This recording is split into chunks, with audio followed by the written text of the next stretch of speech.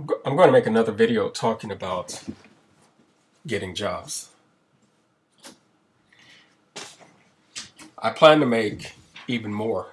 Not so much focusing just on jobs, but focusing on economics, focusing on credit, making money, alternatives to a job, self-employment, entrepreneurship, as well as I'll touch on investing. Even if you don't think that you have any money to even take care of your bills, you probably have access to more capital than you realize.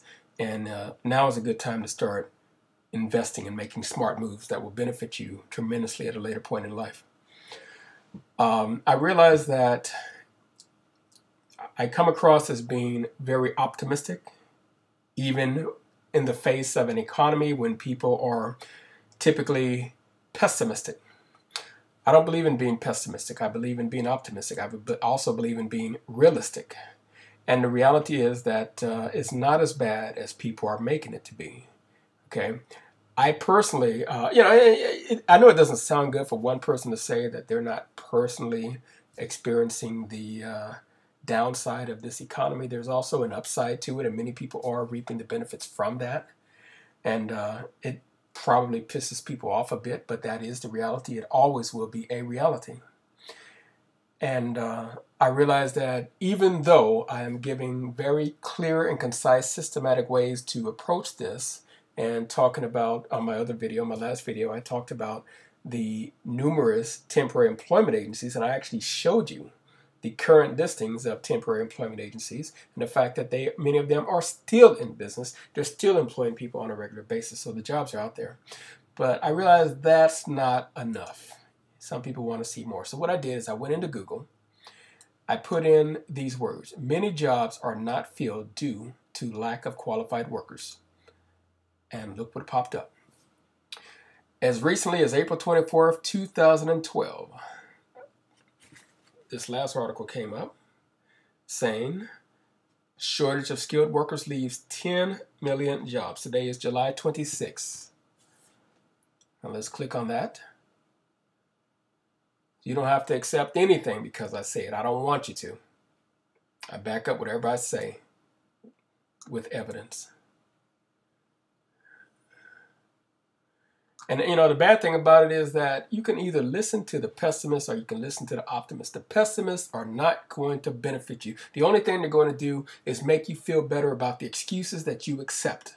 You listen to negativity and naysayers, whoever says you can't do something or it's something that you can't change, such as the economy. You can't change the economy. But what you can change is yourself. And really, to be honest with you, for most people, that's where the problem lies. Because if you deal with yourself, you can navigate this economy effectively, like a champ, whether other people do or not. You don't have to be on that side of the people who basically say we're in good company. I've heard a lot of people say, hey, I'm doing really bad now because of the economy, like everybody else. And I really hate to hear that. I know it makes people feel better when they say like everybody else, but that's simply not true. A lot of us are doing better during this economy than we've ever done. Okay, and for good reason. So I'm sorry. I mean, I don't want you to feel good about failure. You say things to make yourself feel better about failure, but I don't want you to feel good about failure. I want you to feel miserable about it. I want you to do whatever you have to do to get out of that. Because as long as you wallow in it and you're comfortable with it, you're going to stay in it. Especially when you surround yourself with people that are just as negative as you, and they tell you what you want to hear.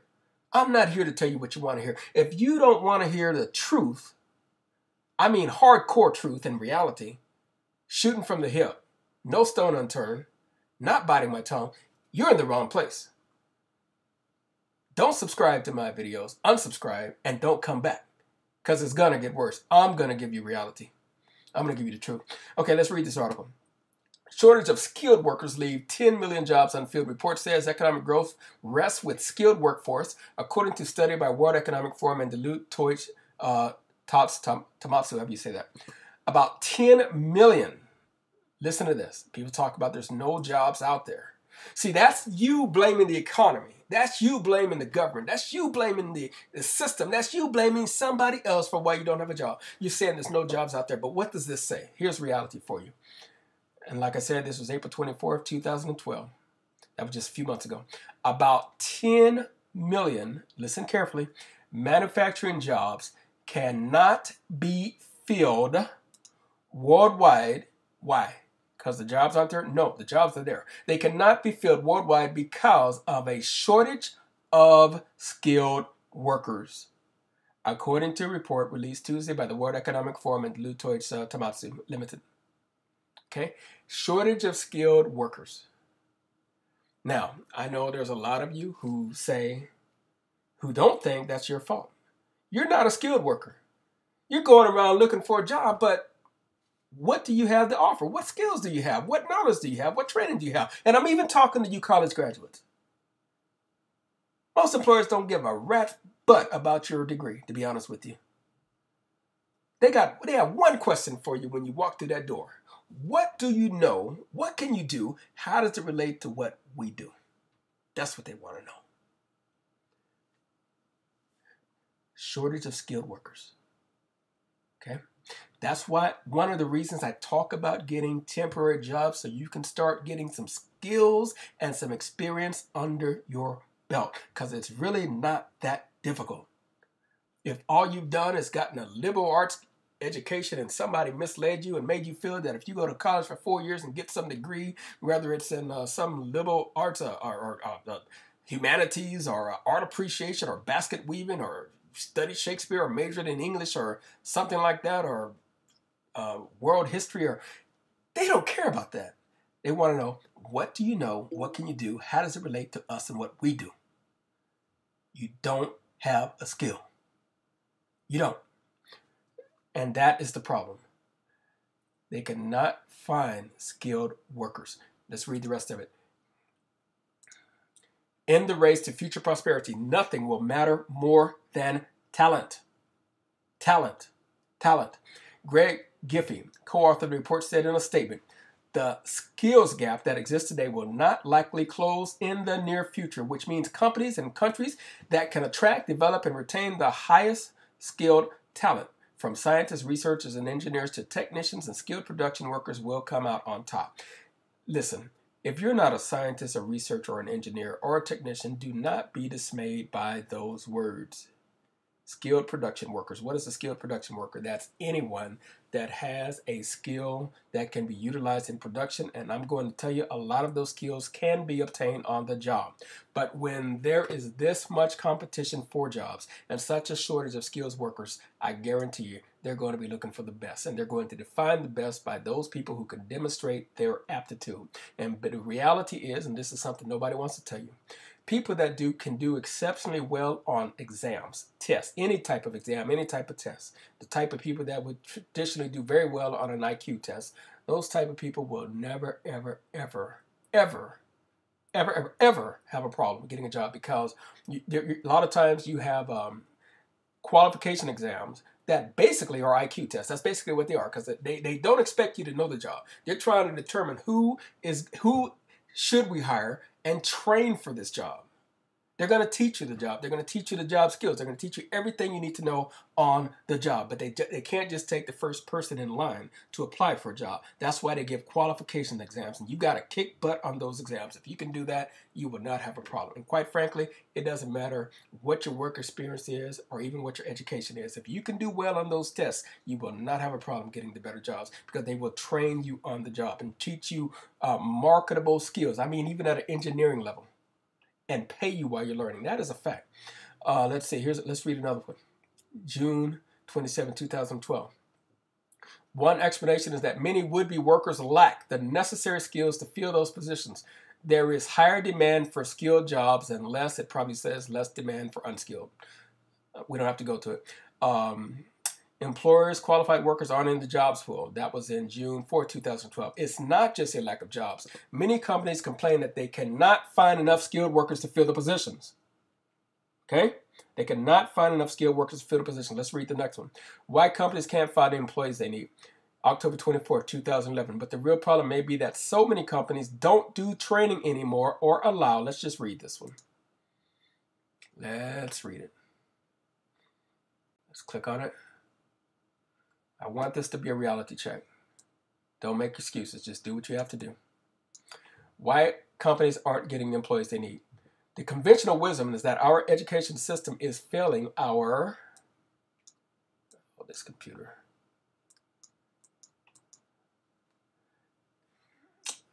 economy. But our companies deserve a lot of the blame themselves. Even with unemployment hovering around 9%, companies are grossing that they can't find skilled workers, and filling a job can take months of hunting.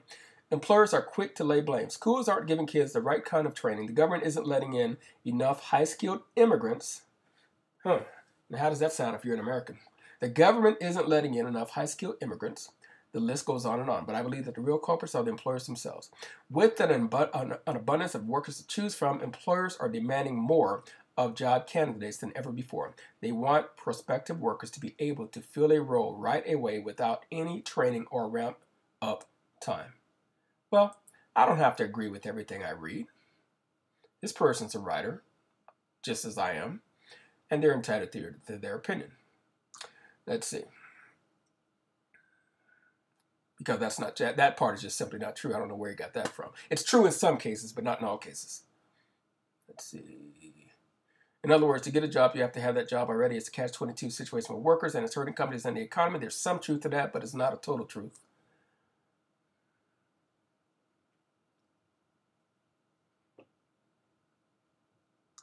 The perceptions about a lack of skilled workers are pervasive. The staffing company Manpower Group, for instance, reports that 52% of U.S. employers surveyed say that they have difficulty filling positions because of talent shortages.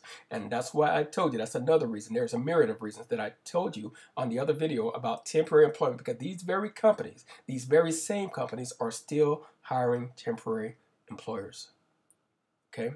And once you get in to these better companies as a temp, you will be a viable candidate for their on-the-job training programs, which many of these companies do, in fact, have.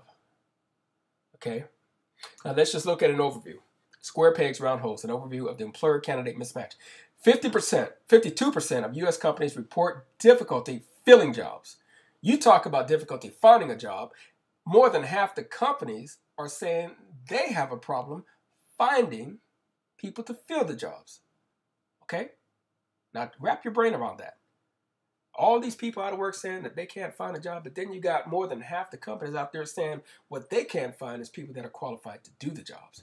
And I realize there's a lot of people running around with no work experience, no knowledge, no skills, no education, no experience, no nothing. And they think someone is supposed to just hand them a job on a silver platter, a good job, a good paying job. You mentioned the jobs that they actually are qualified for. They scoff at that. They don't want to go work at McDonald's. And I'm going to tell you something. You're better off working at McDonald's or fast food or any food place or any place else, anything you can get, being a janitor or whatever it takes, than you are sitting around making excuses. Because believe it or not, there's value in any work experience you can get. I don't care where it is. Okay? And I don't care what it pays. And I'll talk about that later. I mean, if that's the best you can do, it's better than just doing nothing but making excuses, thinking that anything is going to change. Nothing's going to change until you change, because that's where the problem is. Okay? Even if the economy changes, guess what? When the economy was just booming, there were still many companies that could not find enough skilled workers, and there were still a lot of people that said they couldn't find a job, even though jobs were literally a dime a dozen. There were a lot of people still couldn't get one. Okay? But who you blame? You need to try to figure out what's wrong with you. That's something you can fix. That's something you can deal with. It might suck. It might hurt a little bit as far as you dealing with the ego and how it makes you feel about yourself, but that's something you need to do, is be dead honest and ask yourself, what are you bringing to the table? What areas of your life do you need to improve in? And then start working on improvement. 47% of employers blame prospects' lack of hard job skills or technical skills. 35% of companies cite the candidates' lack of experience. 25% of companies blame lack of business knowledge or formal qualifications. 28% of companies are increasing staff training and development. That's good news. Increasing staff training and development. What does that mean? That means that 28%, see, let's be an optimist. Let's look at the positive rather than the negative. That means that 28%, that's more than a fourth of the companies, that's close to a third, it's getting close to a third of companies are increasing staff training and development. That means the people that are already working for them at various levels, from entry level to management level, 28% of the companies, rather than trying to bring in people from the outside, are increasing their staff training and job training opportunities for those people that already work for those companies. Again, going back to what I said on the other video about getting involved on a temporary level as a temp, if you can get involved as a temp and then work your way into the company, even if it means starting at the ground floor, you will be in a perfect position to take advantage of the increased staff training and development. That means you're going to be able to learn things taught by your employer and get paid while you're training on that same job. I don't care if you have to start off at the ground floor level, and have the opportunity and the potential to work your way up within that company, because they're going to train you from the inside, and they have a vested interest once they spend their money paying you and training you within that company. They have a vested interest in you staying in that company, and most importantly, they have a vested interest in you promoting within that company. Okay. So I'm not going to go through all of this. I did this Google search. You could do the same thing yourself. You don't need me to do it. But as you can see, all of these articles are recent. April 30th, 2012, October 12th, 2011. U.S. manufacturers say there aren't enough skilled workers. U.S. manufacturers are failing to fill thousands of vacant jobs. So there are thousands of vacant jobs. Why are they not filling them? Because they cannot get just any Yoko with a GED or even a high school diploma or even a college degree for that matter, who is unskilled and unqualified and unsuitable for the job. They're willing to train you to some level, but you've got to bring something to the table. That's what they're complaining about, and that's why I'm talking about two things. Number one, getting involved working as a temp, and number two, getting involved in apprenticeship programs where you can actually learn a skill and get paid while you learn it, and you will no longer be in this category of the unskilled and the unqualified worker. Now, obviously, if there is a shortage of skilled workers, how do you think people are doing who really have something specific to bring to the table? You have all of these jobs that aren't being filled, but people that have the skills, the credentials, the qualifications have no problem. Now, you probably know somebody that says that they're in that category of a person who has these skills, credentials, and qualifications, but they still have a problem. Well, guess what? That person is not telling you the whole truth. I'm sorry, but that's a fact.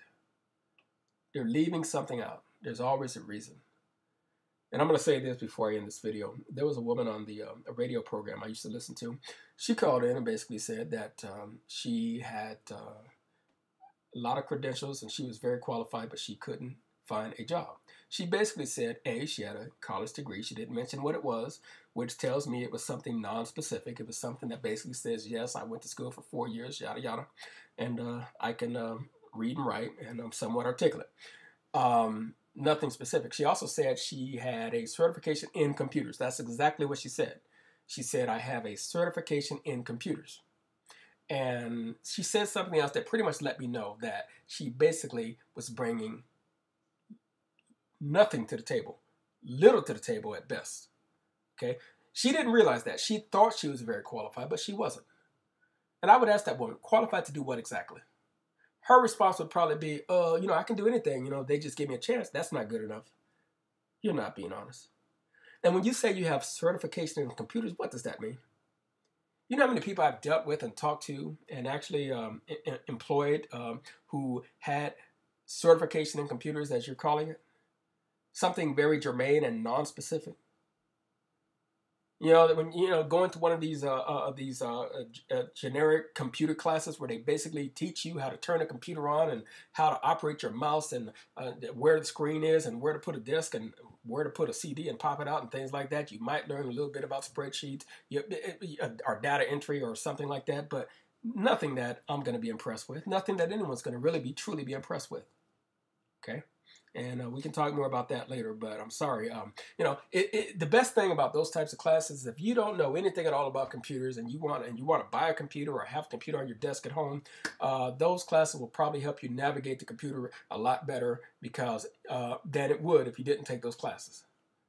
But there are people that have never taken a class and they've forgotten more than what you're going to learn and what those classes are, to be honest with you. So if you want to take some computer classes, take some very unique and specific classes where you're going to actually learn something and get a recognized certification like an MCSC certificate, something like that. Microsoft Certified Systems Engineer, something like that. It doesn't take that long to get those type of certifications. There are tons of certifications out there that employers recognize. But when you basically say that I went to Manpower Training Institute, something like that, and you got a little piece of paper from them saying computer certified. I'm sorry, employers aren't impressed with that. Okay, they're not, and I've got to end this video. It's taking up too much time.